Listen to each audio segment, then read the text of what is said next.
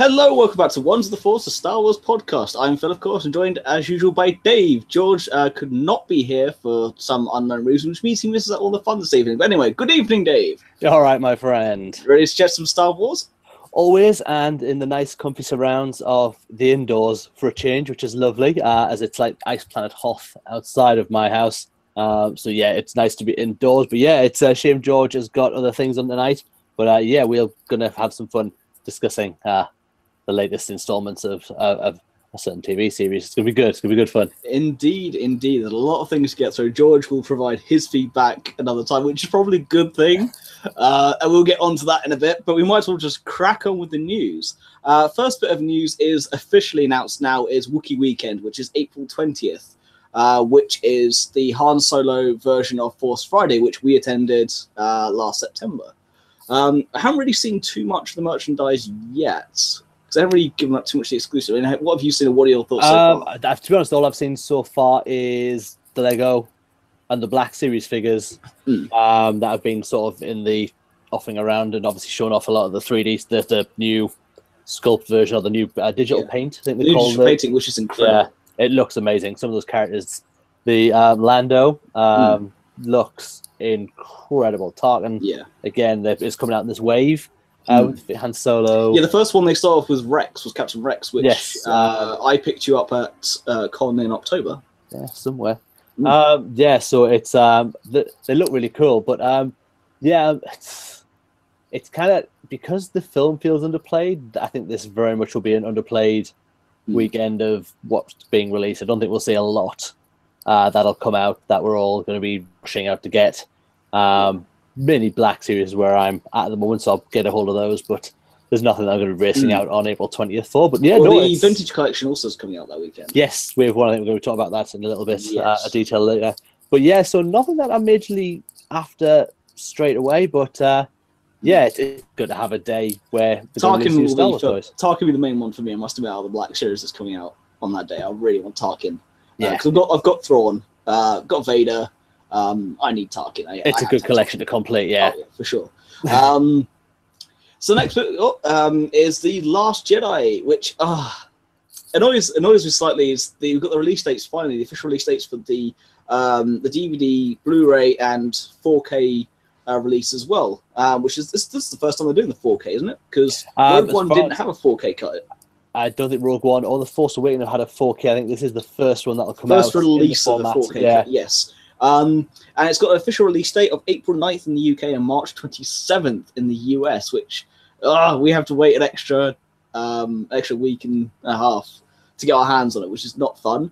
So far, it's got some of the bump has been released. It's got 14 deleted scenes and a full-length behind-the-scenes documentary, and not a little podunk one we've seen in the past, which is a 15-minute one. I think it's an hour and a half they said on this one. Yeah, I think it's a feature length, so we're getting that. There's also commentary by Ryan Johnson as well, which we didn't have any commentary on Rogue One. I don't even know we've got one on 7. I think we did with JJ. There is, JJ did one on the 3D version, the collector's edition one, yeah. Yeah, the later one that came out, which was quite a big set, that had a commentary on, but the ones previous to that didn't. Yeah.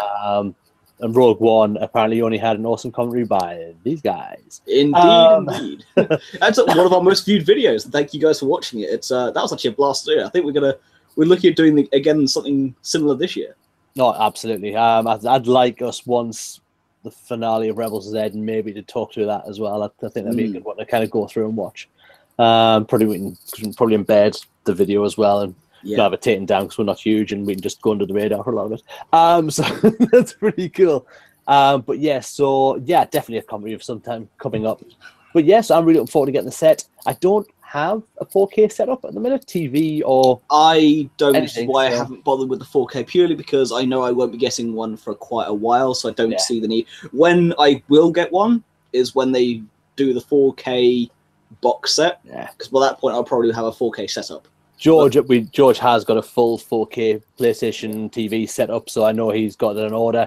And a horrendous amount of debt, but well done to George. It'll look stunning when he plays it on that. It'll look amazing. Yes.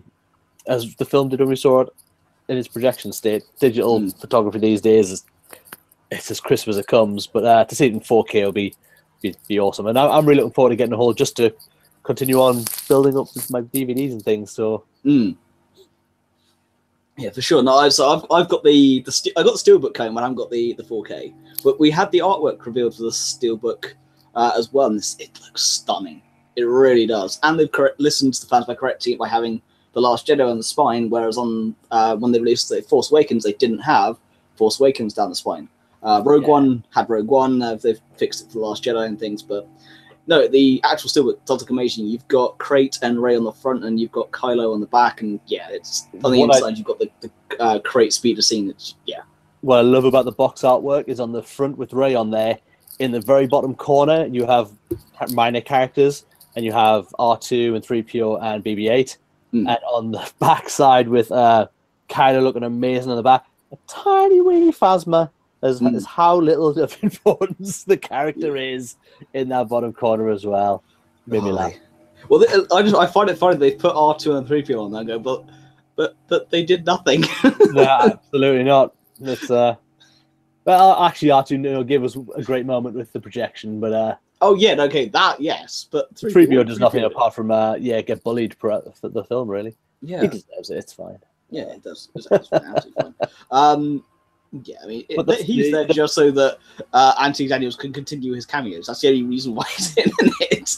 But I'm really looking forward to seeing the documentary. I think they're airing it somewhere before the release. They are in the US. I don't think it's being aired over here. Yeah, something is happening where they're going to air the documentary before the release of the DVD, which is to be honest, is probably the first thing I'll watch when I get the set. That'll be the very first thing I put on, because that's where my interest lies when I see all this. I want to see the behind-the-scenes stuff that's coming out. Look, I can't wait. I can't wait to watch the behind the scenes of the making of this film. Indeed, same. Yeah, so April 9th for the UK, March 27th in the US. I think the digital download has an earlier release, but I can't remember on that. It's normally a few days, I think, the digital download before you can before it hits shops. I think it's normally the Friday before, so you get over the weekend before it comes out. Yes. Now, interestingly, the next bit of news is Lucasfilm trademarked the term Star Wars Resistance. Now, in the past, it's usually been mobile games, and I don't know if it's going to be anything different. However, with the ending of Rebels and with the vast gap between 6 and 7 and what's going on, I do think that could be the next animated show. It certainly has been rumoured, and when the title was released that they had trademarked this, Star Wars Resistance, a lot of the rumours, although yes, the first instant with these things, of course, is a mobile game, because that's all they have been so far. And while the wrangling goes Galaxy on with, Heroes, Commanders, Force Arena all turned out to be mobile games. While the wrangling's going on with EA at the moment, whether they will get another actual video game announced is something else. But I think it's as good a guess as any that this could be our next title of some form of animation. I know on the Star Wars show, if anyone's seen it today, they had a bit where Dave Filoni was showing the episodes of Rebels to an audience, and he was saying how much he's not done. He's really happy with Lucasfilm, and he's got a lot in him, that he's got a lot of ideas, and he's been there for so long. He likes to carry on George's vision. So let's hope this is something, and this is based after Jedi and the start of the Resistance. It could be an epic series as well, especially because we'll get a lot of characters that we now know from the movies. It's going to be. I'm looking forward to whatever they announce is their next thing. Indeed, same. So, I mean, don't get me wrong, it wouldn't surprise me if it ended up being some sort of mobile game, purely because that's a lot of what they have been doing so far is that, but I do think it will be the next animated series, which we will probably, I don't know if we'll get confirmed this year, but there'll be something in the works for sure. We'll get something announced before the year's end, I almost guarantee it. The next bit of news is very exciting, that JJ has finished the script for episode 9. Which filming will commence, so principal photography will start at the end of July. I'm very excited for this purely because I adored The Last Jedi. The more I watched it, the more I enjoyed it. I know you were similar on that one, Dave. But with some of the things that did need correcting, I reckon that JJ will not only find a way to correct them, but make them worthwhile being in Last Jedi. So he knows what he wanted to start out with Force Awakens. He had a hand in what happened in Last Jedi, and if anyone can bring all the ties together and make Last Jedi another step up, it'll be JJ for 9. I think so. It's I know he was on a talk show when he announced that they'd finished, like Kimmel or something like that. He was on saying he'd finished the script, and to have that done, it's good to know that he's gone through and written this story, so he knows how his vision is going to play out. Whether that is a different vision than when he wrote Seven, to how he's going to now play it out, because the characters that have changed in between with the way Brien made his movie, and obviously carrying things like that. So how they're going to change things up, it's going to be a really, really interesting piece of film to see when that comes out. I think it's going to be a lot in there that people are going to want to... I think it's going to be a big movie because people want to go see how this trilogy ends and where it leaves our characters, and I'm really interested to see JJ's take on this. We had such a different sort of film with The Last Jedi.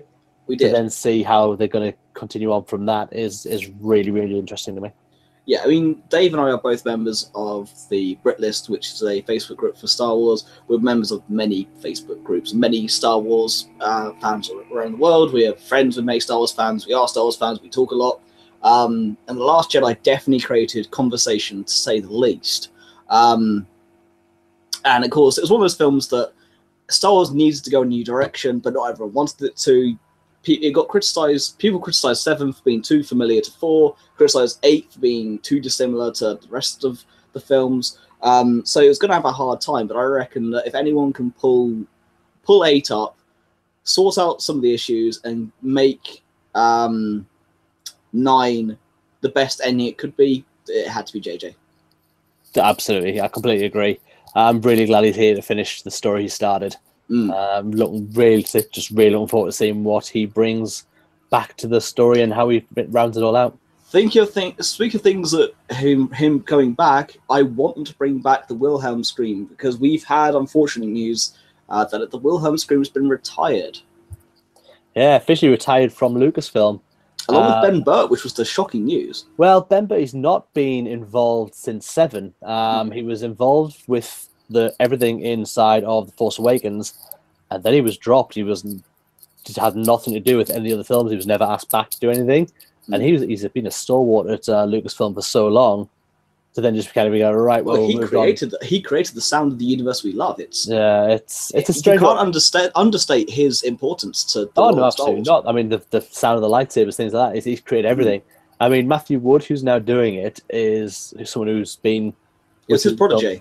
Yeah, basically came in to do Clone Wars, and he's a voice on there, but he's also now the sound guy, and he's done all the other films as well. He was on the prequels as well. Yeah, so he's now moved on to this role, and it's a shame that Ben Burtt's not involved. They do like to say that they use a lot of his old techniques and things, but yeah, it's a shame that they've decided that what they're going to do is Wilhelm Scream is now gone. That's not going to be part of Lucasfilm's films at all.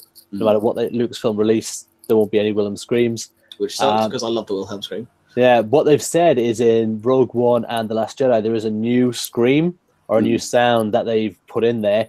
No one's picked up on it yet, apparently. So the next few movies, you will eventually start noticing. It would just be known as the Star Wars scream. Yeah, so it's a strange one. It's something that people looked out for. So to know it's now, it's something that we all enjoyed, was just spotting it. Because it takes you out for 2 seconds, but you also miss it though if it's not there. It's something that's integral. When you got stormtroopers being shot off and you get the Wilhelm scream, it's just it gives you a little giggle without breaking your enjoyment of it. So it's something that will definitely be missed for sure by a lot of fans. And if people who didn't know, there you go. And sadly, the Wilhelm scream is no more. But again, speaking of current Star Wars films, the Last Jedi behind-the-scenes clips have been released. Now, we've got the visual effects on Snoke, the Battle of Crate. It's all to do with the Oscars on Sunday, of course, because Jedi is up for 4 awards, I think we remembered in the end. Yeah, we've talked about this previously, and I'd love to see. I'm going to tell you exactly what rounds they are. They're all SFX and VFX. Sound design is what I believe is one. I honestly don't remember. It's nothing that's massively important to like the awards ceremony, and I don't know if it will actually win any awards based on a lot of the movies that are around it. Yeah. But you know, it's great. It's nice to be nominated. As people say, it's not going to win. But yeah, it's great to see that they'll get a nod, and these visual effects things that we've seen come out in the last few weeks, last few days. The one for the Battle of Crater we saw tonight, where they show how they actually did go out to a desert and make those smoke plumes. So they had that reference. Yeah. And the one for Andy Serkis' Snoke is incredible. It is absolutely superb. To see the variation, what I didn't realize is people like, who does Snoke look like? It's Andy Serkis' face. And it just molds into Snoke. You're like, oh, that's perfect. And but because you don't realize it, it's just that's why it's perfect. Because it's so him, but it's not him. And his hands on Daisy Ridley's face when he's filming that, you would think that's not him, but it's totally him sitting in a chair acting alongside her, which must help the actor that he's there doing the motion capture in the room. I love that one. Yeah, the UK has some of the best technical-minded people, some of the best film crews in the world, and you can quite clearly see that with these behind-the-scenes clips of what they're doing with Star Wars. It's just that they are pushing boundaries like Lucas did, but in the more practical manner, and it's incredible. Absolutely incredible. That where technology is now, it's scary to think how it's going to be by the time Bryan Johnson's trilogy starts. It's just insane. And then again with Benioff and Weiss, when they do their version as well, we Lord knows where we'll be, and also where the stories will go. I mean, yes, we did discuss at the end of the last episode the saturation of Star Wars. And I know we both had our inputs. We are worried about it, but at the same time, as long as they keep the quality up, that's where I'm okay with. And I reckon as long as they keep putting in this amount of effort, we'll be fine. And with these new techniques that are inventing, remember, if you watch the Within a Minute documentary for Revenge of the Sith, they talk about how they could chrome plate rubber, which was something they couldn't do a few years ago on Phantom Menace or even Attack of the Clones.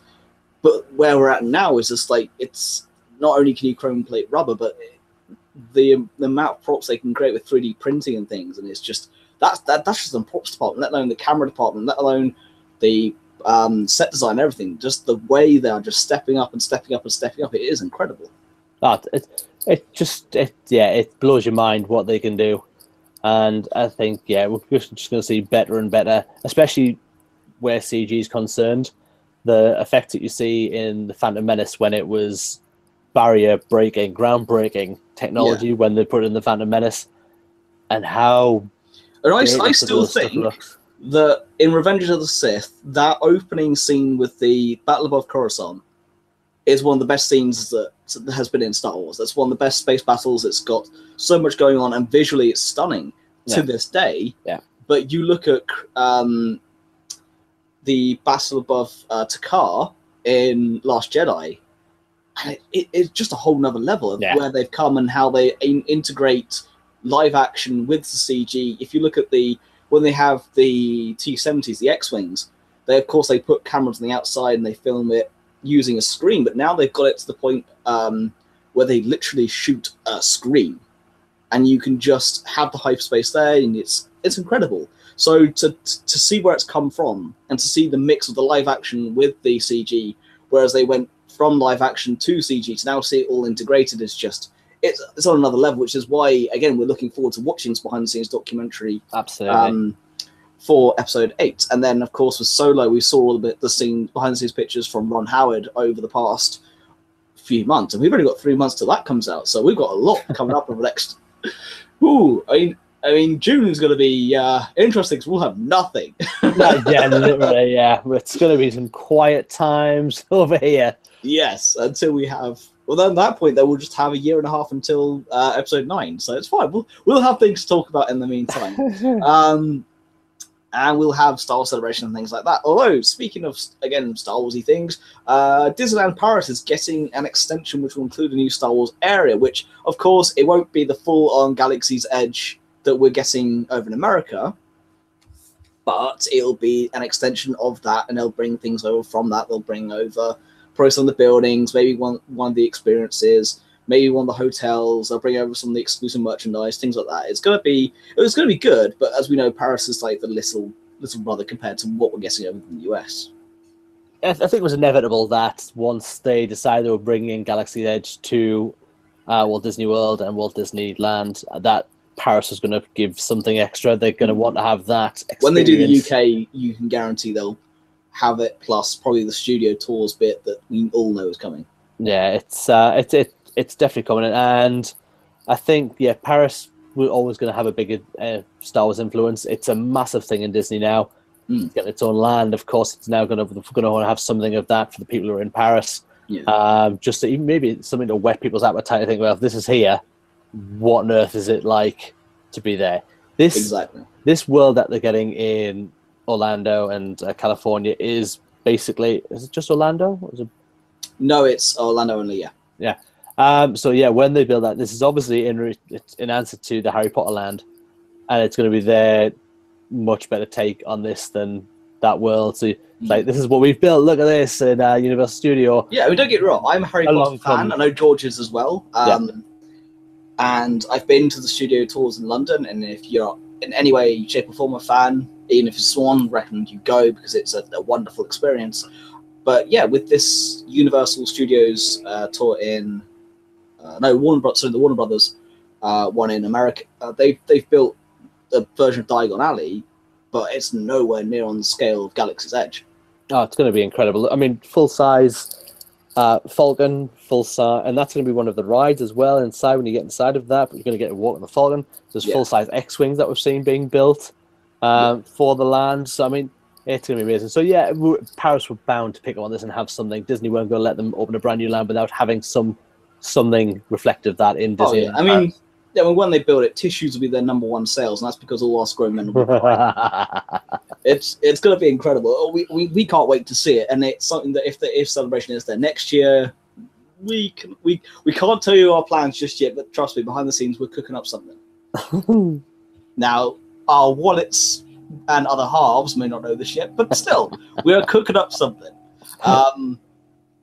Anyway, speaking of, again, America and Hollywood and things, something that's been a very, very long time coming but well earned is that Mark Hamill is getting his own star on the Hollywood Walk of Fame. It's something that, again, George forgot to put in the news because he's silly. But it's something that is very well deserved and a long time coming. You've got George Lucas and Harrison Ford going along to it. I mean, we all know Mark Hamill is Luke Skywalker. He's also Darth Bane. He's also I can't remember the name of the character, but he's the tiny little drunk guy in Canto Bight. But because Canto Bight should never have existed, we pretend his character there should never have existed. Yeah, we know you know our opinions on Canto Bight. It's boring. It should never have been in the film, but everything else is great. So yes, he's done the voice of the Joker. He's the trickster in. I don't know. I think it's Arrow or the Flash. I think it's Flash. Yeah, Flash. Sorry, I'm not a DC fan, I must admit. But I know he has done that character. So yeah, he's done a lot of animated shows. He's done Metalocalypse, which is a show that I adore. So yeah, he's done a lot of things over the years. He's a Star Wars stalwart. He is Luke Skywalker. So it's about time he finally got that well-deserved star on the Walk of Fame. Absolutely, and it's something that's coming. It's going to be awesome because George Lucas and Harrison Ford, you see, are inducting him as well.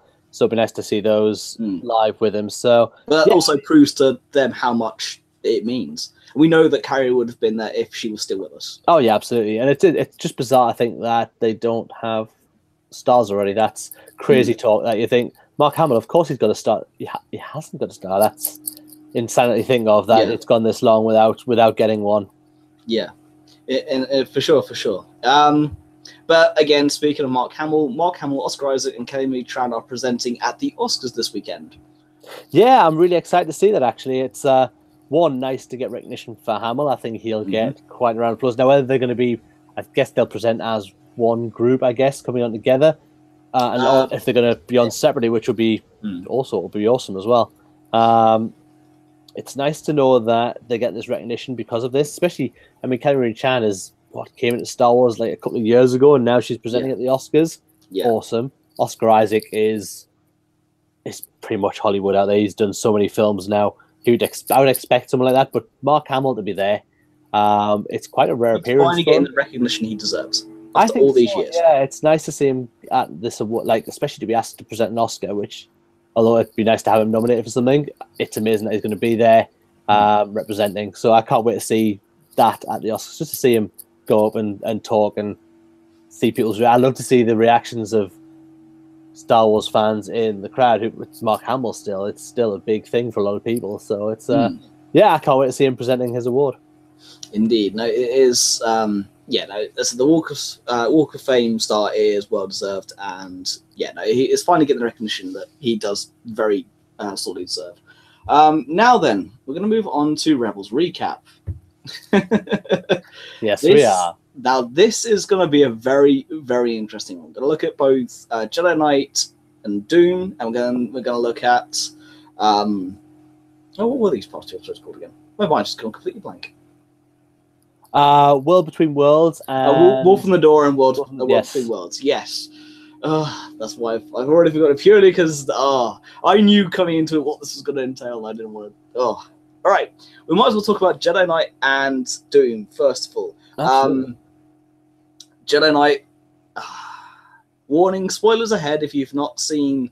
I mean, if you haven't seen it, what are you doing here? Go pause this, go watch that, then come back and join us for this discussion. Go on. You know what to do. And for anyone who's listening out there, again, pause it, watch it, then join us for it. So, spoiler alert, you have been warned. And Jedi Knight especially, there needs to be a big spoiler alert in this one. So, of course, this is coming back after the winter break. It's the final, technically 5 episodes if you look at the finale as one big one. Although it's split into 3. But yes, these are the penultimate episodes. It's the final series of Rebels. So Jedi Knight coming back after the winter break, coming back strong. Where we left off last year, Hera had been captured by Governor Price and by Rook and was being kept in the government building in Lothal. This, of course, then is Kanan and the Ghost Crew's mission to go and get her back. And in Jedi Knight, you start off with Kanan sacrificially kind of clarifying himself, cutting his hair, having a shave, trimming it all. Which I still love the joke, was the best I could do without a mirror. Of course, so we then join Kanan going rescuing Hera. Hera is being captured. She's having a probe droid torture her, give her a bit of truth serum. Kanan breaks into the building, gets her Kalikori for her, takes her away, and then they escape, but they don't. They then end up on top of a fuel refinery building. They have to run. They got in by gliders. The way they got out is again by using said glider. And you have Sabine with Ezra coming in, rescuing them. However, Governor Price gets some AT-ATs and shoots the fuel depot they happen to be on top of, blowing up the fuel depot, and Kanan sacrifices himself to save Hera. He force pushes her onto the ship, and he himself just his sight clears, and then he is no more. Doom is just the characters recovering from this and understanding this. It's Hera coming to terms with this loss. Ezra having a force vision of the Loth Wolves with the Kanan Wolf, which is like very weird. But again, saying they need to go to the Jedi Temple. There's danger. Here's what to do next, and this is the lesson of either they have to move on. First off, Dave, your thoughts on just the 2 episodes as a whole? As a whole, there are moments of absolute excellence in this. What I do like as well that we got in the second of the 2 episodes, not Jedi Knight, Doom, that we got Tarkin back, talking to Governor Price about the projects that we got. Was it Governor Price talking to? Was he talking to Thrawn? Thrawn, yes, he was. Yeah, sorry. sort of Thrawn about the TIE Defender project. Yeah, basically, Kanan sacrificed himself. Price pretty much did the work the Rebels have been trying to do for 4 series. She blew up their own refinery, and then had a parade to try and cover it up. Yep. We'll get more to Kanan's death in a minute, but I just love that we got a mention of Rogue One. That Tarkin was talking to Thrawn about how his project and Krennic's Project Stardust, which we all know is the Death Star weapon. Yeah, that Tarkin also thought was a big waste of money and time, even in this episode, which I love that reference. Oh that yeah, Filoni's really tying it all together. He's done an amazing job of that. And I thought that was excellent. The rest of it, really, yes, you're looking at... I mean, we discussed a long time ago that we knew Kanan was going to be our first loss. We absolutely knew it was coming. We catalogued it a while ago. It's been, if you go back to our past podcast, we talked about this. Was it done well? I don't know if I quite liked the way he went out. I didn't. I thought it was a bit of a cheap ending for him. It was very quick and out. I did love Phil, I might have on your microphone giving us a funny buzz again. I don't know if it's that one. But I'll continue talking. But yeah, so I love the fact he was holding back the explosion, the force push into her and the thing, and then the fact when he turns to face away from the fire, he actually, because you can see Sabine struggling to actually take off, he pushes that whole ship as he sacrificed himself. I didn't like the return of the Vision. He got it back, and I know it's he gets to see her one last time. The look on Hera's face when that happens is a bit like, and it doesn't quite look right. It looks a bit funny. But it's Kanan went, and that was it. He literally got disintegrated. A part of his lightsaber survives somehow. Price and Tarkin gives it to Thrawn in the next episode to say, look, he's gone. Here's his lightsaber. The North Wolf stuff, I'm okay with, kind of. It kind of got them where they need to go. It was just a vision for Ezra to kind of say, it felt like try to avoid this, but it felt like a filler episode after the death.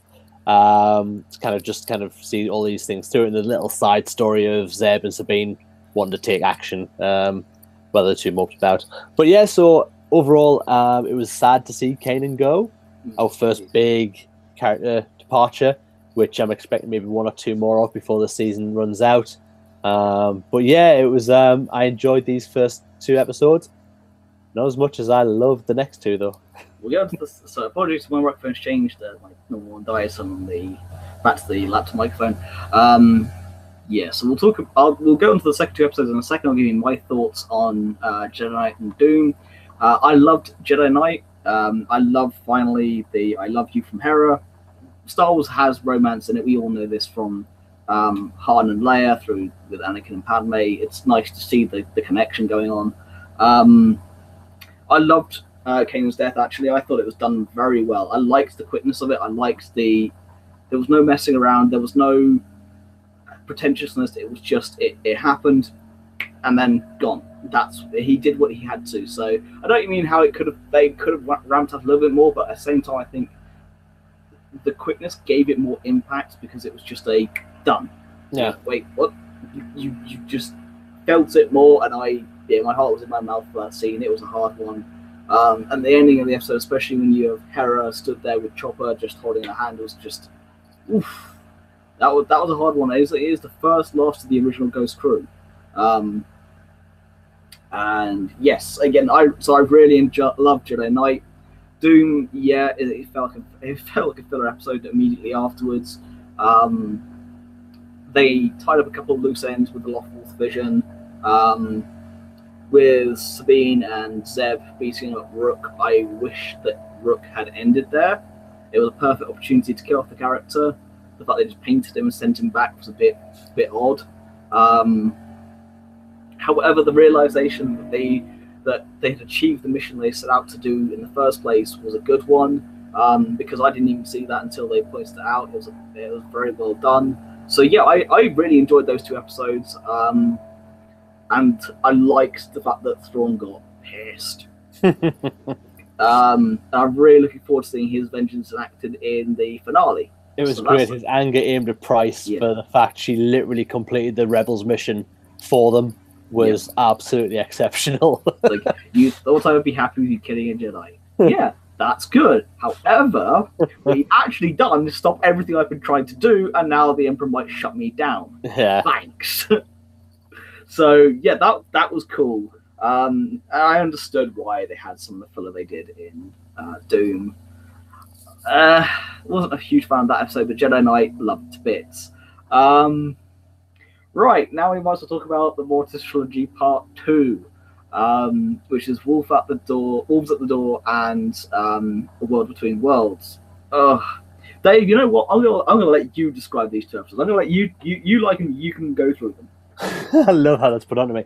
Now let's get this straight. Now we've talked in the past that George and Phil are not big fans of the Mortis trilogy from Clone Wars. I adore the storyline and that arc. These two episodes for me are probably especially the second World Between Worlds for me is one of the best episodes of Star Wars animation from all of Clone Wars right through Rebels.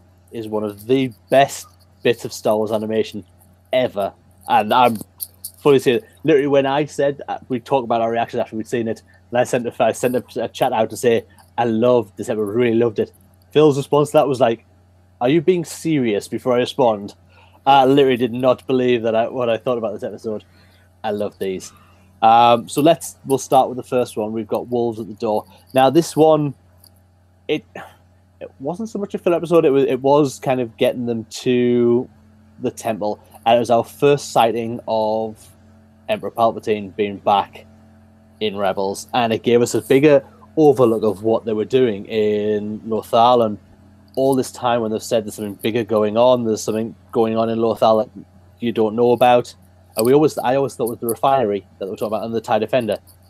It's never been about that really. That was Thrawn's side job. This has always been about the Jedi Temple there, and that was a really nice revelation to have. I thought it was excellent. So yeah, I mean, the story itself is them getting to the Loth Wolves, getting them to the right side of the planet again. Yes, we get the hyperspace wolf thing again, which, to be honest, I'm not overly a fan of that side of it, and the guide to us getting to the other side of the planet by using the Loth Wolves because of their connection to the Force. What else happened in the episode? I'm trying to think what else happened in. We're introduced to the governor. Yes, the governor, played by the awesome Malcolm McDowell, which I thought was an excellent bit of casting. As soon as he came on, you get those voices like, I know who that is. Who is that voice? You hit pause in the credits just because you have to. It bugs you until you see it, yeah. But yeah, he played so well. It's great to have him come in and play a Star Wars character. Really good, funny actor. I really enjoy his performance in a lot of things I've seen. Because I used to watch called Franklin Bash. He was excellent in that. But every time I see Malcolm McDowell, he makes me smile as a voice and an actor. So it was great to have him be part of Star Wars, to have him interacting with not just the Emperor, but Ian McDiarmid back as the Emperor. It doesn't get much better than that. This was excellent, and it was a hologram in this early stage, and it played so well. To hear his voice coming out of that animated form was amazing. So yeah, we get to see what's basically starting to go on at Lothal. And was there much else in that first episode? I don't know. But yeah, they got the first one going through the door. Yeah. So sorry, I'm trying to, because I've watched them a couple of times and it just kind of molds into one story. It got to the point where they were going through Ezra went through the door. Through the door. So yeah, before that we got to see our first piece of beautiful 2D animation put into Rebels. The painting that they then see, which is from the Mortis trilogy, it's the father, the brother, and the daughter. There's beautiful animation of them and the Loth Wolves, which form the door, which, I can leave that wolves thing aside still. It's obviously thematic, and it's going to go right through at the end of the story. Well, it made sense purely because they're on both. Yeah, absolutely. But I loved seeing and hearing the Mortis gods being talked about again. Brilliant. So the first episode I enjoyed, but a little bit of filler, but we've got some excellent things like seeing Palpatine back. Phil, your thoughts on that episode? Death Troopers, they'd fixed in the previous episode with non-talking Death Troopers that you couldn't understand. That was brilliant. I forgot to mention that actually in Jedi Knight they had Death Troopers that you couldn't understand, which is what they should be. And they went right back to talking Death Troopers that you could understand. They then had some that you can understand, which makes me wonder why they have this mix between the two. Apart from that, it's good to see Ian McDiarmid back, but it's the weirdest things that Sam Witwer sounds more like Ian McDiarmid than Ian McDiarmid does. That's the weird one. However, no, it was good to see him back as the Emperor. It's only the second time we've seen the Emperor in animated form Well, actually, no, the second time we've heard him. The first time was the prologue for the very first episode of Rebels, which you got on the Blu-ray and DVD. Yeah, it was just the voice, yeah. That was just the voice, yeah, with James Earl Jones. But yes, so this is the first time we've had Ian McDermott back as the Emperor. That was exciting to see. That I loved. I thought it was a very filler episode. It was setting up. I enjoyed this episode, but I don't like the Mortis trilogy, it has to be said. I love the animation. I don't like the concept of gods in Star Wars. I don't think it belongs there, so the Mortis gods always annoys me. I don't like the concept of the Mortis trilogy anyway. I think because they're to do with more the cosmic force than the other living force. You know, I understand the connection between the cosmic force and the living force. I don't like the midichlorians, obviously, and it's just this weird mix. But I was okay with it. It's just what happens next that I don't like. So let's get into the best episode. Worlds Between Worlds, which was the worst episode of Rebels ever. It's really not. It's the best episode of Rebels ever. And them all. We are very different ends of the spectrum on this. I love this. From opening moment to closing moment, this was outstanding. This interpretation of the Force, the way this world is set, and we've had glimpses of it already. That we had Ezra in there before talking to Yoda, and where we saw it in season 2, I believe. Yeah, in season 1 where he got his kyber crystal. Yeah, and you don't kind of know that's where he is at that time, but he's in this world, and it's kind of fully realized it's just a big thing like a planetarium where you're seeing a big empty space, some pathways in there, and Ezra walking along, and along his journey he can see doorways into the past, the future. It's all there to be seen and looked upon if you can get into this area. And he goes in, and one of the things first thing we go into, and he starts hearing voices the moment he walks in, and we get some epic bits of dialogue coming through that Ezra starts to hear. And this is not just things from his timeline. We hear Yoda from Empire. We get to hear Jin from Rogue One. We hear Rey. We hear Kylo Ren talking. We get to hear Obi-Wan give a speech about the Force. There was also some new dialogue from Obi-Wan as well, which was recorded by Stephen James Arnold Taylor. Oh, was it the old one? Oh, sorry. There's both versions in there. But to hear the description of the Force given by Obi-Wan to close it out, this for me is what the Force is all about. This, where it plays into Mortis, and there's this bigger, larger world of the Force that is outside of someone waving their hand and confusing somebody and lifting some rocks. This is where this is the high point of the Force. This is, if you're going to get here, and the only thing I don't quite like is that it's Ezra who gets here and gets there without much real effort, without any real training, that he finds this place. And I don't think he was a big enough Force wielder, user, Padawan, Jedi learner, whatever he is at this stage. He wasn't the person to discover this. But I did love what he did inside there. We get to have the flashback. Well, not a flashback. He goes to see, and he looks through this door, and he gets to see the Vader versus Ahsoka fight. And we get an answer to what then became of that. Vader didn't kill Ahsoka. He very nearly did. Ezra reaches in, pulls out Ahsoka into this area of the Force. She doesn't know what's happened, why she's been pulled out. We see Vader fall from an action that Ahsoka made, and when we see him wandering off at the episodes where they fought the duel, and he looks like he didn't know what happened. He didn't kill her. Ezra saved her all that time. She does end up returning back to where she went. Her end point is the same, whether Ezra pulled her out or not, because she went back. She knew that she couldn't stay.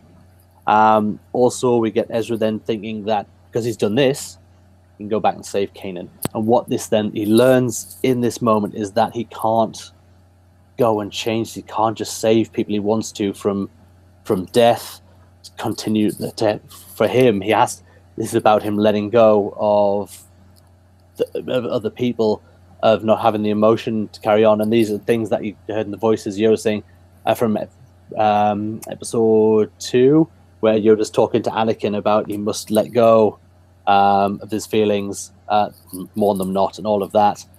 And that's we see Kanan die again, but from a slightly different angle. Ezra watches that again, and as he goes, and this then leads us on to another door, and behind that door is the Emperor. Now, what we get from Emperor Palpatine in this episode is we get to see some more. I guess it's Force magic. Now, we've seen this only once before in the Lost missions of. No, you see it all the time with the Night Sisters and Mother Talzin. Oh, yeah, that's how. But for Palpatine to be doing it, we get one episode with him with Dooku where they're doing spells when he gets inside of Yoda's visions. Yeah. We kind of see it there, but then he was voiced by Tim Curry, and it's all weird. Now, the Emperor at this point, hearing the Emperor talk about Ahsoka and Ezra, awesome. But he tries to catch them like he can see them. He's creating a spell to look over. Well, these guys do the same way. He's looking at Yoda's vision. He's seeing what Ezra's seeing, and he wants to find where this place is.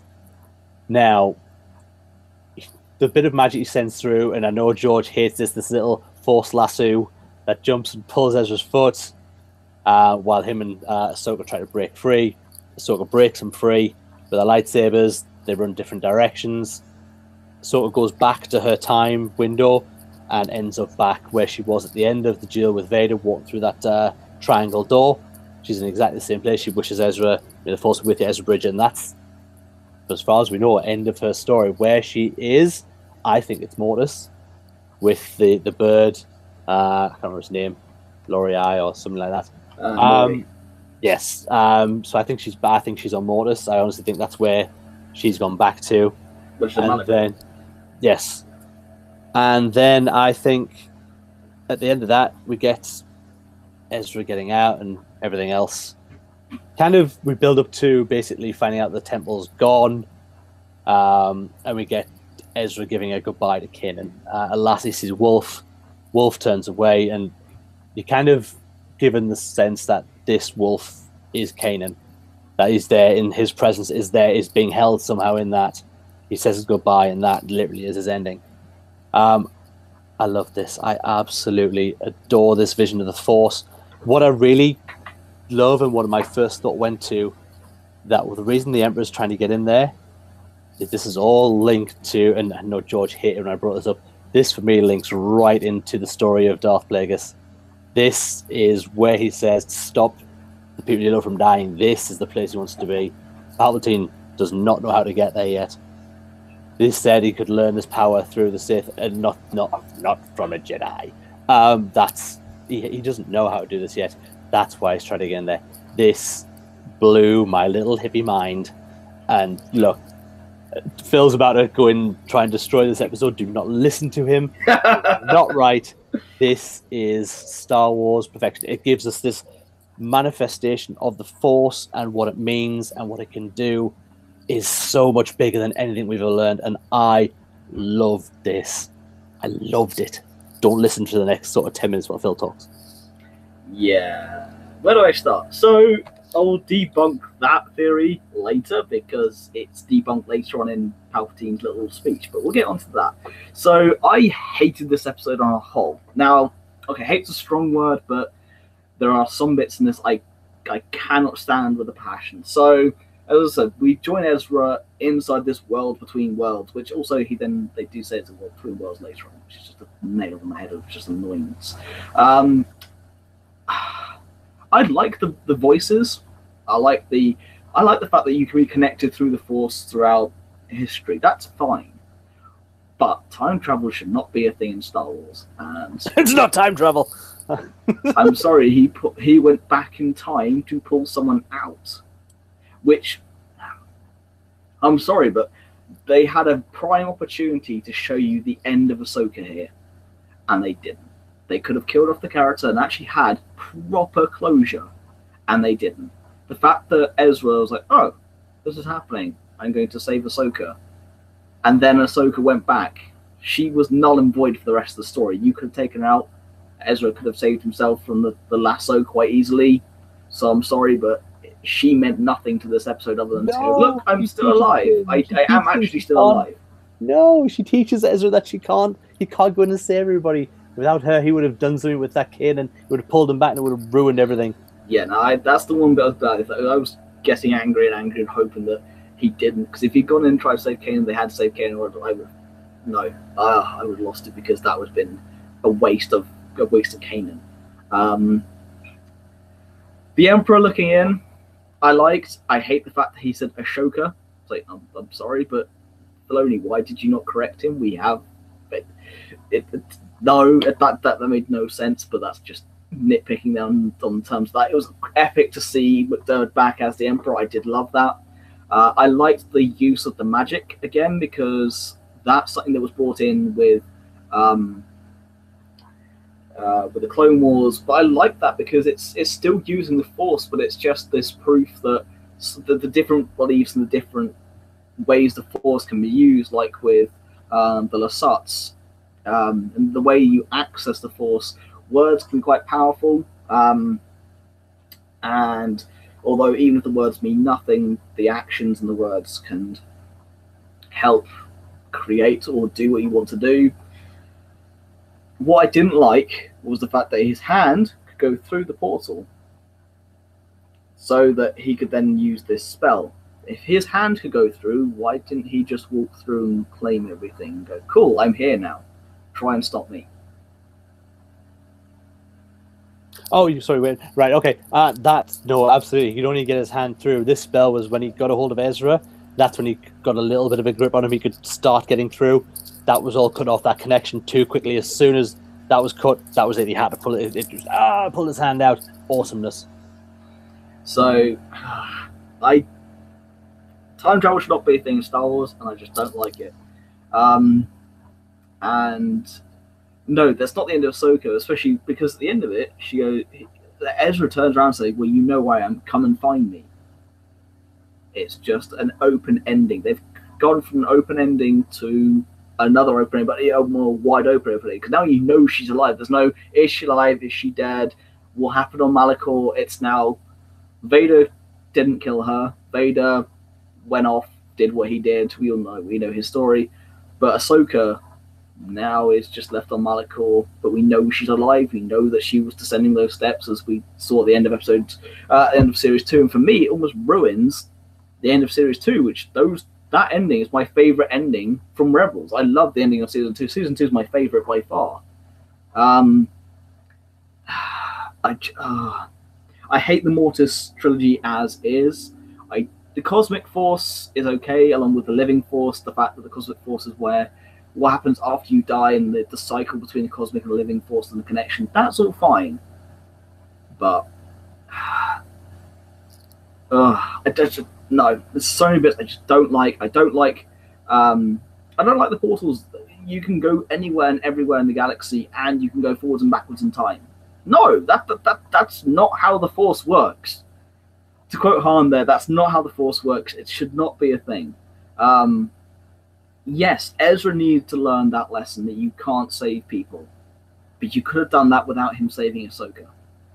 You could have quite easily had it of, well, these are points tied. He could have seen Kanan again sacrificing himself and seen it from a different point of view and learnt that lesson. You didn't need Ahsoka there for that. And no, I'm sorry, but it was just...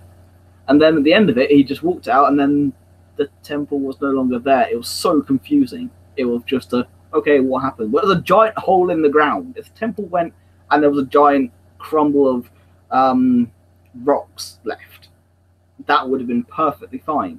But to have literally nothing, like the temple was never there, like the Empire had never dug there, there was no evidence of it all.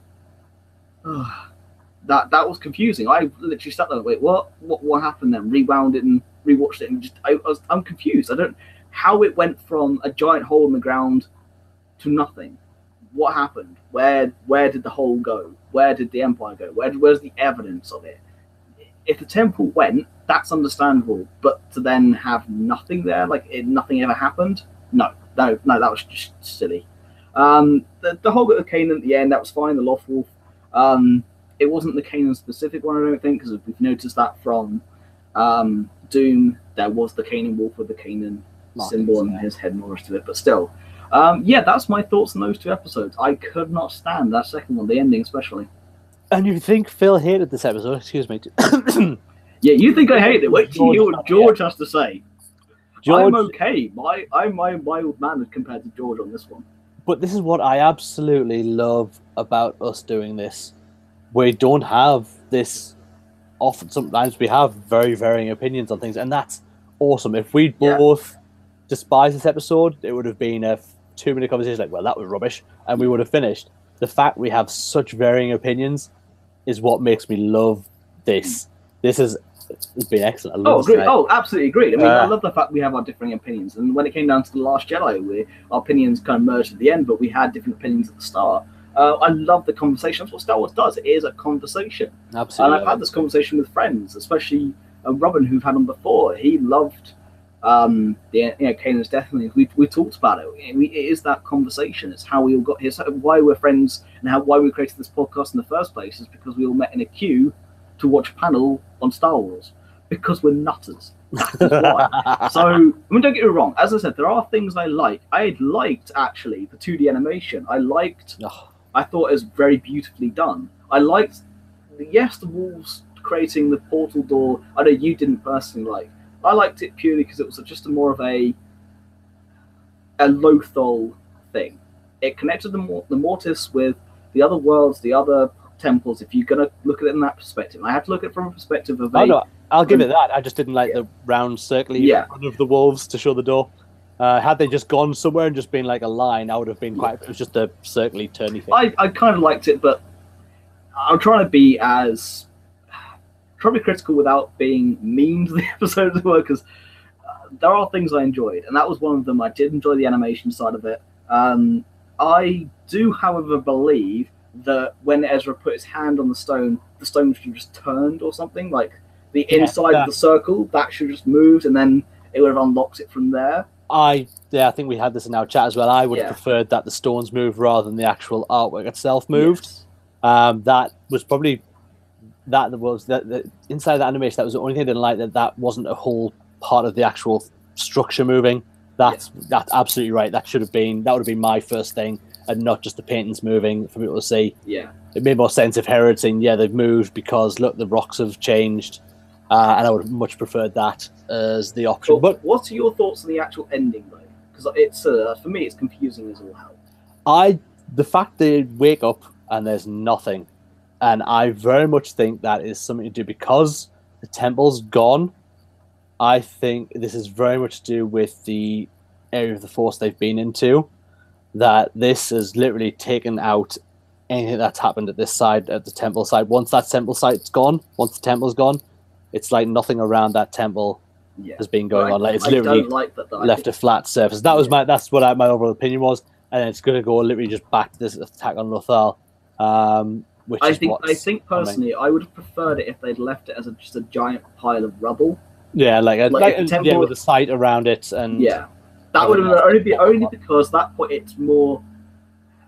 I got thrown out of the episode when I saw that, because it was I'll give it that it could have had that everything was still there and the construction was still there, but the temple was gone, and also you could have had it where the artwork faded or something, where it was just the Force had gone from that area.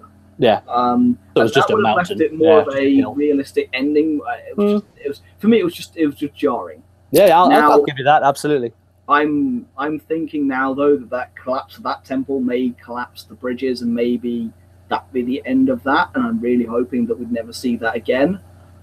Purely because it doesn't feel like Star Wars. And I must admit, the Midi-chlorians was something, and you'll remember this as well, way back in the day.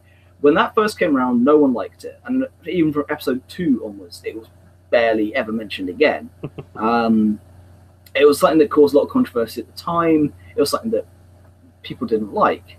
The idea of the Cosmic Force and the Living Force has been around since 77. The Living Force primarily, and then the introduction of the Cosmic Force later, but the fact that the Cosmic Force is what happens after you die. It's the connection between everything in the galaxy, whereas the Living Force is everything in the living creatures.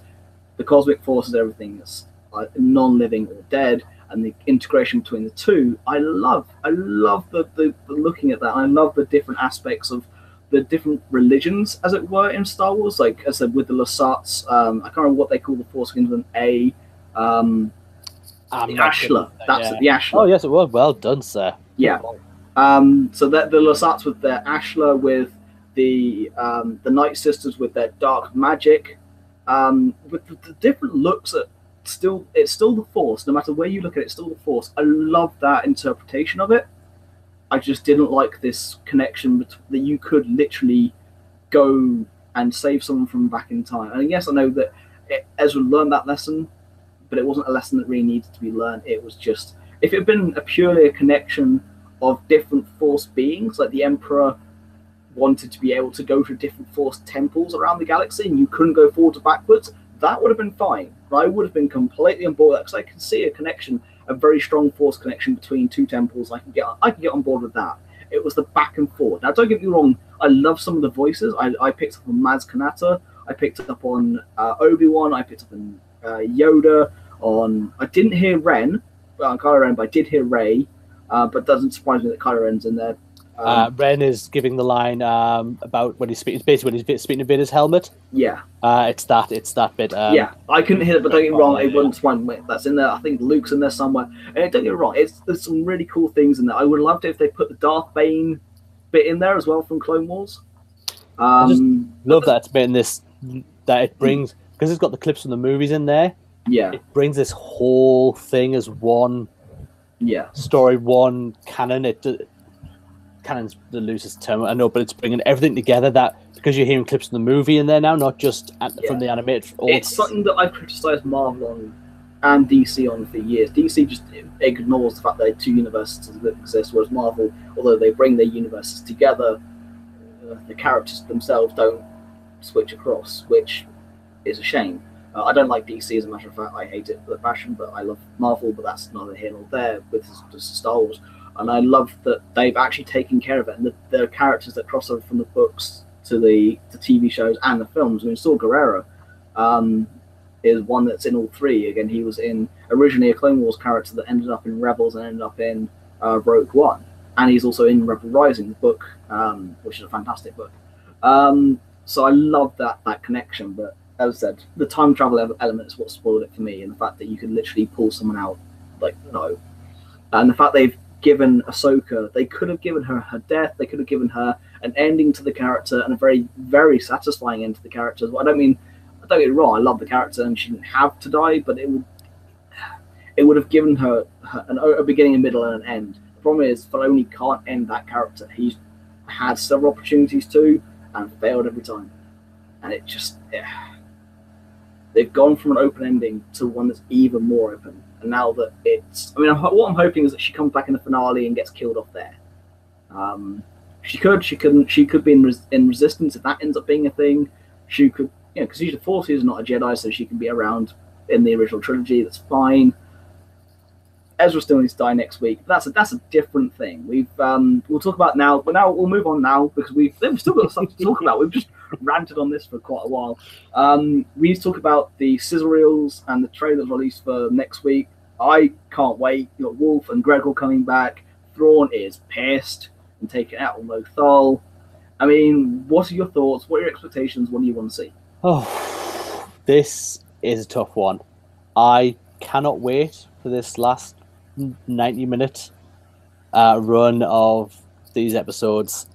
I think we're getting two episodes. I think we're getting a normal episode, then we're going to get an hour long. I think that's the way they're going to break it down. So I think we'll still get 2 episodes next week. 3. It's definitely 3 episodes there. Okay.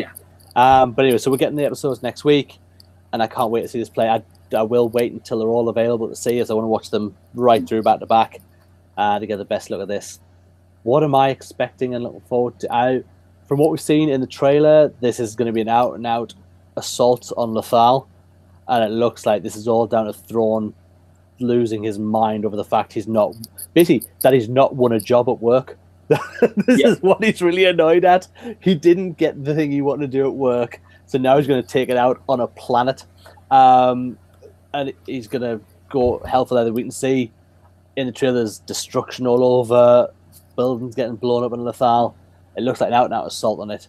Now, whether we see Ezra with the lightsaber out and we see Sabine flying around shooting, there's a lot of things blown up. It's Gregor and family reunion and farewell. Yeah, so it's going to be this big thing, and I don't think Gregor will see the end of the episodes. I don't think Wolf will. I think Rex will. We know Hera will see out with Chopper. Other than that, to be honest, I think Sabine will see out the episode as well, and I think she'll just go off to Mandalore. I think that'll be her ending. I think Zeb will probably see the end of. I think he was another character that we can probably write out. Ezra is a really tough call. I have no idea what they're going to do with him. Yes, the obvious ending seems to be we'll have to kill him off, otherwise he's around and Yoda knows about him. Whether they do or they leave him out there, I honestly don't know, and that's really exciting for me not to be able to call that. We know he's going to have some kind of confrontation with the Emperor again. We saw it in the trailer where he's standing in front of him. We see him at the end of all of these trailers, him igniting his lightsaber with the wolves behind him. So he's obviously got some big final confrontation. He's got a big battle coming. Confrontation. Yes, that's the word I couldn't get out. There's no on. Oh dear me, I'm so drunk. It's fine. So for having this character as one that we thought had to be done by the end of the series, for me now, with the 90 minutes of this show left to go, and I have no idea if they are or they're not going to let him live or die, is crazy. I do hope he'll definitely get an ending, whether it's how they end. Honestly, I'm really excited by it, and that's awesome for a series that went up in highs, and certainly we've had lows in this series 4 towards the ending, and I can't wait for this to air next Monday. Yeah, I have my thoughts. I mean, for me personally, I don't think Wolf and Gregor will see the end of it. We know that Hera and Chopper will survive. That's it. I want Sabine to die, but I think she might live out and go to Mandalore. I spoke with George whilst we were waiting for you to watch the last week's episodes. Or this week's episodes, and he doesn't want that, but I'll let George put in his 2 bits before we talk about the finale. Zeb, I think Zeb should go, but I think it's superfluous whether he lives or dies. Yeah. Rex, if he lives, we know he's the trooper on Endor. If he doesn't, then we know he's not. Simple. Yeah. I would like him to survive and go with Hera to Yavin. What I think the ending will be Thrawn comes back, gets pissed, has a go at Lothal, does a load of damage to it. Ezra goes and confronts him. I reckon Ezra will kill Thrawn.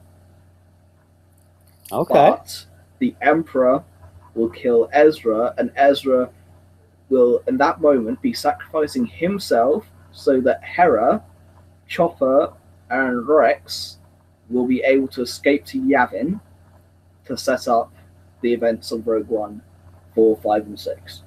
That absolutely could be that, and that would be awesome. If that is the ending, it would be perfect because Ezra will have meant something. He would have learned that lesson from Kanan that you sacrificed. It will be a good end to the character. It will be his character would have meant something. If he lives, then I have a great issue with it purely because then the events of 4, 5, and 6 didn't really need to happen in terms of Luke, because at this point Yoda could have, the Rebel Alliance would have had a Jedi in Ezra. Why didn't Ezra get the X-Wing and blow up the Death Star? Come on, there's so much that could go wrong if Ezra lives. But we'll wait and see. I know you'll find it tough to call, but I reckon he'll die, and his sacrifice and his distraction Lothal will burn, Ezra will die, the rebels will escape to Yavin, and then they can get the Death Star plans, which is still their first victory. Remember that their first major victory is still getting the plans to the Death Star of Right, Scarif. yeah. So if Lothal burns, Ezra sacrifices himself, and the Rebels get away, I think that would be the perfect ending to Rebels. But whether it is or whether it isn't, we'll see that next week. I mean, don't get me wrong, I don't want to see the end of the show. I think it's a great show. I've had a great fun watching it. I'm looking forward to seeing what Filoni does with the future. But still, it's gonna pack an emotional wallop. I guarantee you that. Absolutely. We really should move on. We still have. We will, yeah. We'll. I think we'll rock through the rest because we've already done an. We'd already done an hour. We've done over an hour. We've done a good half an hour on Rebels. Right, let's rock through the last of our news. Yep, we should have actually left this to last, to be honest. Cantina talk. Anyway, we'll move on. Star Wars. The books have been unveiled for Solo Star Wars stories. So you've got the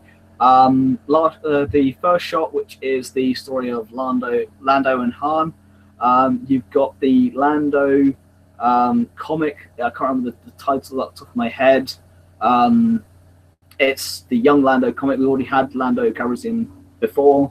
And then we've had another book as well. Again, I can't remember off the top of my head. Again, it's just things I'm looking forward to. We've had another comic announcement as well. That's it for Star Wars. And then I want to move on briefly from that just because Toy Shelf I really want to get into and talk about a few things. So yes, there's a few books coming out, and there is a comic for Lando coming out. So that's Star Wars. Toy Shelf. Dave, you're our resident 3.75-inch man. Do you wish to talk about the ginormous HasLab announcement?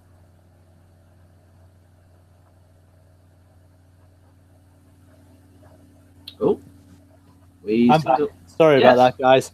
Sorry, my internet at home has been a bit shit, Robbie. So we'll probably have to zoom to this as I'm now connected to the data on my phone. That's fine. I've just announced what the books were, and I said, do you want to talk about, as you are our resident 3.75-inch man, do you wish to talk about the giant HasLab announcement? Yes, I do. So, HasLab have announced that they are, for some reason known only to HasLab, are creating the biggest 3 3/4-inch play set ever. And it's, of course, the thing that everyone's crying out for. Jabba's sail barge. Yeah. Don't know who asked for this. Don't know why this is the ship they chose. Going to choose something of this scale. Surely a Star Destroyer. Something with a bit of impact. A Death Star playset. Something that means, what does Jabba's sail barge mean to anybody? Now, look, this is out there as a crowdfunding mission. Which is the interesting part of it, yeah. Yeah, so this isn't built. This is just, well, there's one, I think. They've got one prototype that they've shown off a couple of cons. And now this thing is $500, and you have to put that full price down. And if they, I think it's 5,000 units get purchased. Yep, it's 5,000 units with $500 plus tax. Yeah, so that's going to go in. Yeah, so I don't think they've hit that yet, and I don't know if there's much time left. I'll just quickly check that whilst you talk about it. Yeah, so anyway, they're bringing this out. If it hits these 5,000 people backing it, it's going to be only available in the US, and it's only going to be out for these. It's going to be such a limited run. I don't understand. I love the line. I love getting the scale play sets. I think it's an amazing thing. I just don't get Jabba's sail barge. I honestly, it's not, if it was an option given to me. There were other things they could have done. Yeah, I don't get it. I'm not a fan at all of this. So they've got 34 days to go. Yeah. And so far they've shifted 2,109 of the 5,000. So that's not looking great for them, to be honest. And I can see why they would struggle. I just don't see the interest being there for this ship. Does it make sense to you to bring out Jabba's sail barge as a playset? Kind of does, kind of doesn't. It's something that's kind of cool, but it's more the price point. $500 is a lot. And don't get me wrong, the specifications it's huge. It's over 3 feet, 4 foot in length. Sorry, it's 49.35 inches, and 48 inches is 4 foot. So it's over 4 foot long. It's over a foot wide, 14.64 inches. It weighs a hell of a lot. It's also total height. It's well over a foot, 17 inches tall. So it's a huge huge display piece. I mean, where people are going to find the room for it, I'll never know. If they don't get it, if they don't get it, it won't be made. At that point, then the prototype becomes a priceless relic. But I just don't see the necessity for it, and also I don't see the crowdfunding part of it. I think they wanted to get the guaranteed part of it. If they had just made 500 and put it on as a limited edition, buy it, they would have been fine. I think that they've done 5,000 because they need to make the money back. Absolutely, yeah. And it's interesting to have a crowdfunding from a large company. When they do that, you know they haven't got the faith in it. Yeah, because absolutely. if they had the faith, they would just put it out there for production. I just don't understand it. I don't think they'll get the 5,000. I really don't. For example, the helmet's behind you, Dave, on your over your left-hand shoulder. The Vader's helmet, the Stormtrooper helmet, again, the Black Series stuff that Hasbro make, those are wanted. Those they can print money on those because they are things that people want, and they're highly detailed and they're great pieces. And as you can see behind Dave, they are wonderful to look at. I don't own many. I've only got the Poe Dameron helmet. In fact, all three of us have got that one. And I want the Vader one they're doing next year, which is the 3-piece Vader one, because I think that's going to be incredible. But that I'm willing to put money down on. But no. Yeah, $500 was only available in the US. Well, that was it's the next US exclusive. It will not be coming out anywhere else in the world. So if you want it over here, you're going to have to get it shipped over. After I would personally US. much prefer the awesome TIE Fighter you got for your birthday. Oh yes. May I just say, while we're talking about, if you listen to this, I got given for my birthday the Black Series 6-inch scale TIE Fighter, and it is massive. Yeah. I mean, it's huge. That has space for it is quite surreal. I had to literally reorganize to put it up. If you get a chance, I know that it got bought for me because the price has dropped. I think it was £160 when it first came out. Initially, you can get it now 50. For 50. At a few places. So for that price, it's an absolute steal. It looks incredible. But yeah, that's another thing. But yeah, so yeah, I don't agree with this at all. For $500, if they had made a all-seeing, all-dancing, separating Darth Maul lightsaber, that I could see. This, no. No, I'm not down with it. Not down with it at all. I like it, but I don't like it for $500. I don't like it for a limited release. I don't like it for US only. I think that's a bit stupid. I hate how the US always shafts us. It's a pain in the ass. However, we're going to talk about the 3 3/4-inch line again with the vintage collection. Now, Dave, I know how much you love the vintage collection. I know how much you're looking forward to this line coming back. I'm looking forward to a couple of the figures from the range. I'll talk about in a second, but I'm going to let you talk about this. So we're getting this. I think we've mentioned it before. The vintage collection are coming back for a limited run with a limited amount of figures. Oh, they're not limiting the run this time. Sorry, I thought it was a limited run. No, it's not limited. It's a full-on production. Basically, the way it's going to go is their 3 3/4 line, the vintage line, then the Black Series line. That's their new structure. So the vintage line comes on basically, and this is what I love about them. It's the cards themselves, the way they're designed. This is the classic card design of when I was young, when Star Wars figures came out. Big picture. Like even when I was young, they had the Power of the Force coming out then, but they also still had some of these figures. Yeah, so if you've seen on the 40th anniversary cards, the design is so simple, but it's what is, to me, that's a Star Wars figure. That's what it should look like on a card, every Star Wars figure. So they're bringing out a line. These are the figures that we're getting early on are really, really good figures as well. We get Snoke. Have you got the list there? I'm trying to think of else. Yeah, I've got it right. Rey. So it's Snoke, it's Rey, it's Kylo Ren, it's the First Order Stormtrooper, Jyn Erso, the Hoth Rebel Trooper. So that's your first wave coming April 20th. You'll then have Tarkin. You'll have I can't remember which clone it is. Again, for the Black Series, we'll get onto that in a minute. But you also then got Dr. Aphra, which is the fan 3.75-inch one for the vintage line, which personally I'm looking forward to. I'm a huge Dr. Aphra fan. I've read the comics. I love the character. This crazy archaeologist that's kind of in the middle. She's scum villainy. She works for the Empire. She's worked for the Rebel Alliance. and she's done a lot of cool stuff. She has BT1 and 000, my two favorite Star Wars characters, almost by far. I mean, I love them to bits. Again, from the comics, they are my favorites. You've got to read their stuff. It's incredible. These two insane. It's a torture droid and a blaster mech. It's the antithesis of 3PO and R2. They're insane, and I love it. So that's why I want Afra. But yes, so your first line coming out on April 20th to go along with the Wookiee weekend is Rey, which was the first one they announced last year at Star Wars Celebration. Kylo Ren. They've got the First Order Stormtrooper, Jyn Erso, Hoth Trooper, and Snoke.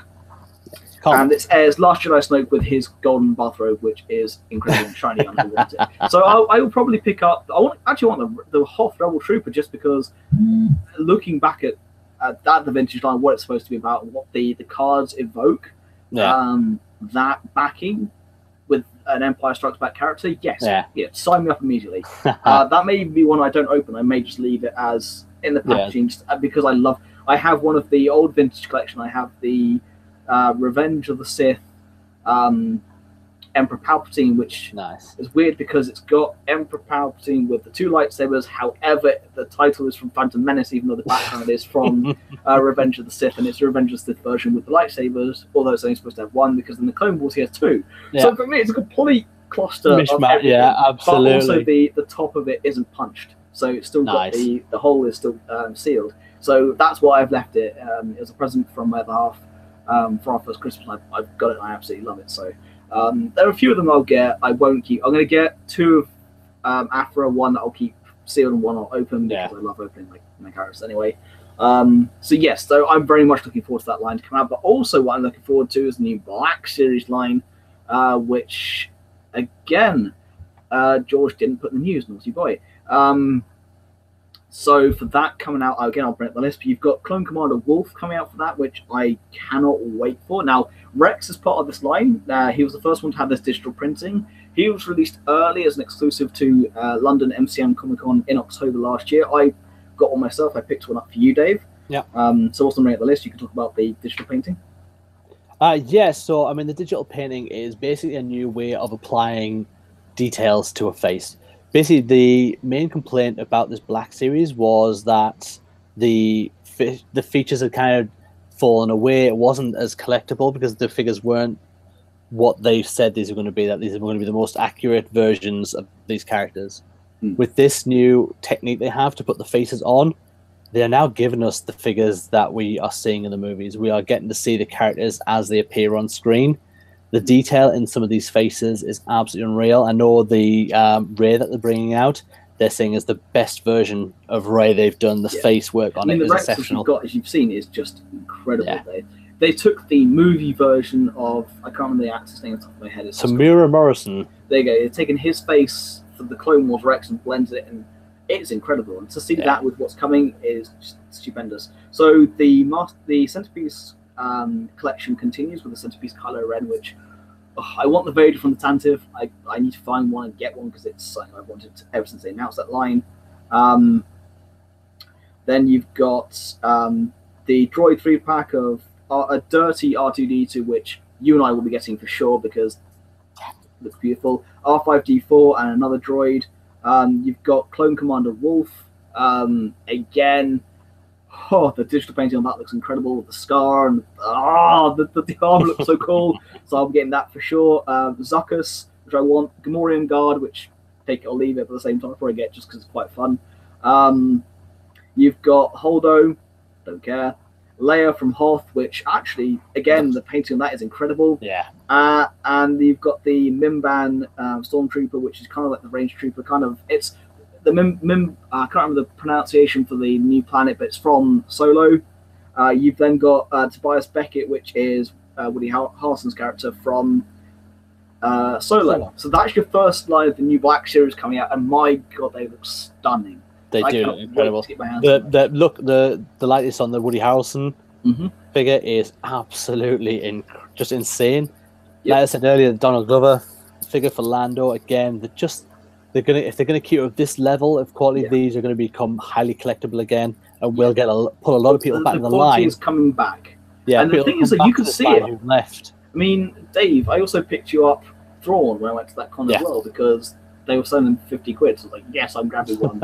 And managed to twist your arm into getting picking you one up as well. It wasn't that hard actually. It was quite. No, it wasn't, not at all. But the point is though, if you look at Thrawn compared to Rex, which are both those figures released almost simultaneously, the difference in quality. The difference is insane. Don't get me wrong. We're not saying Thrawn is bad. It's just that's how much better Rex is. And I've got Rex next to Gree in my cabinet. Yeah. It's just it's almost night and day. Yeah. But it's just that improvement, and I can't wait for it. I mean, with Rex, you see the weld lines on the helmet. You've got all the dents and the dings, and when you take it off, the helmet. Well, I keep the helmet on because that's how I like it. I've got them with the pistols out. The only thing they haven't done is painting the pistols. They keep it black without putting the detail work on, which is okay.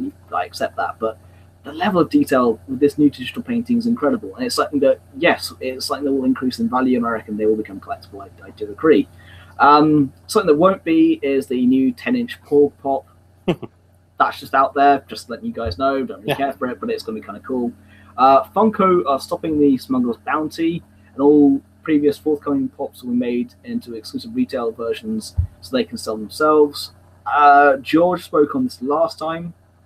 About Pop's demise and it's purely because of their exclusives that's doing it in for them, because the mass production ones no one wants. They're just sitting on the shelves. To put the exclusives everyone wants, but they're not making their money. So it's just a very bad business plan at the end of the day.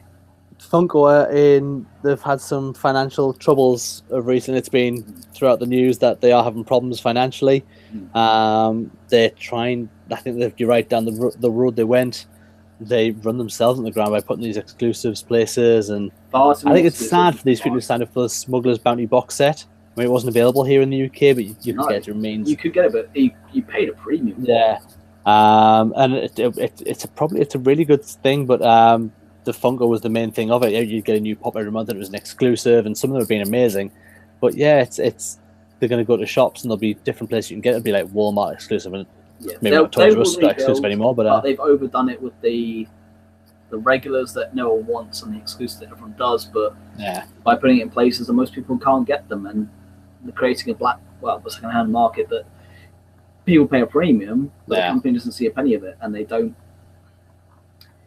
It's their own fault for doing it, I must say. I mean, don't get me wrong, I love the pops, but I just wish they'd handle it a bit better.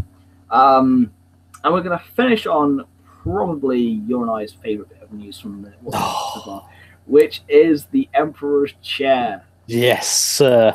I've done a bit of research and I managed to find out the pricing for it. I actually got this up as well before we started. Yeah. So this is coming from a company called Regal Robot. They've been on the Star Wars show before with the Mythosaur skull. And they've also created the desk that is Han Solo in carbonite as well. High-priced items, high-quality items of furniture. And they are relatively cheap. Yeah, compared to the other stuff, this is relatively cheap. But what they bring out is a chair. A lovely leather chair, but however it is styled as the Emperor's chair from the throne room. And it looks incredible.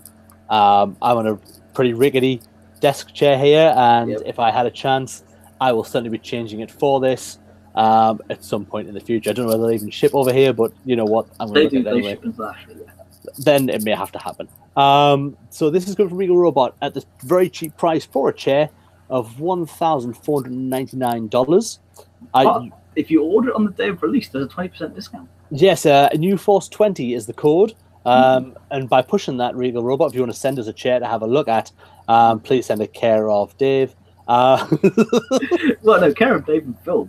George couldn't have one later. George can have a chair as well. It's fine. We'll all have chairs. We will do an unboxing and a review on our respective own channels. Absolutely. I'll bring mine back at some point purely for that.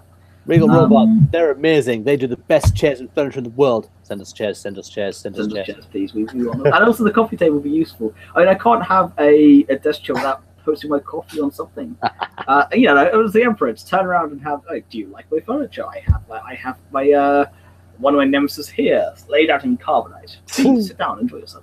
It is an absolute thing of genius to make that chair. You would never think about it, but as soon as I saw it, I was like, I need that in my life. It It's absolutely stunning. It's a stunning piece.